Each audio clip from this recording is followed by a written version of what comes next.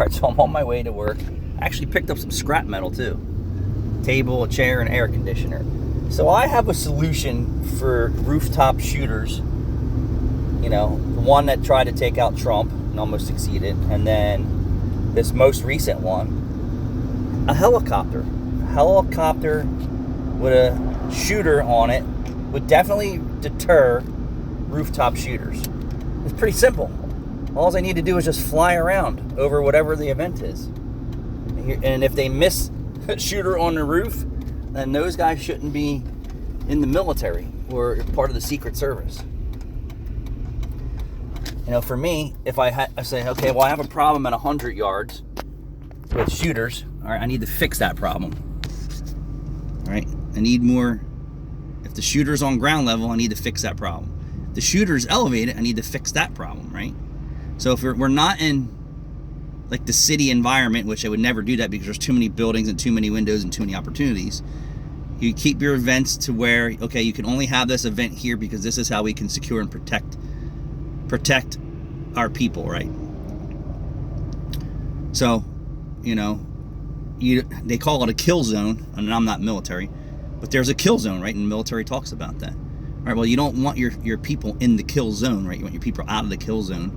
And if you don't have a problem at 100 yards or on the ground, right, that you have that system covered, and it's you know, pretty good. And assassinations and, you know, murder attempts can happen at any time and in any way.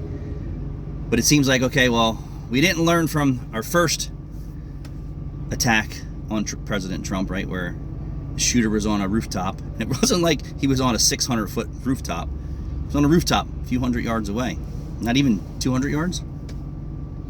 And then here's another situation where they have a rooftop shooter and he kills his target. Why wasn't there air security? I mean, the event is already controlled and confined to an area, right? Well, fix it. Fix the problems. All right, you cannot do this any longer because this is the way we have to have everything set up. You're not in a kill zone. We have air surveillance. Forget drones. Helicopter, military helicopters. Make it 2. Okay, whatever it is, they're covering 200 or 300 yards. You know, someone who's shooting from 200 or 300 yards away is definitely a skilled marksman. But for me, like when you talk about problem solving, why is there no air support? I mean, it's pretty simple for them to put up a couple little Mosquito helicopters with some shooters on it, and that's it. If there's somebody on the rooftop, they take them out. We don't know why you're there. You instruct everyone there's no construction going on. Nobody's fixing roofs. Nobody's putting up dish satellites. Nobody's on rooftops for 300 yards or whatever it is, or 400 yards.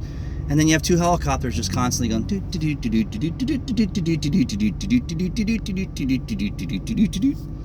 To me, it seems pretty simple, right?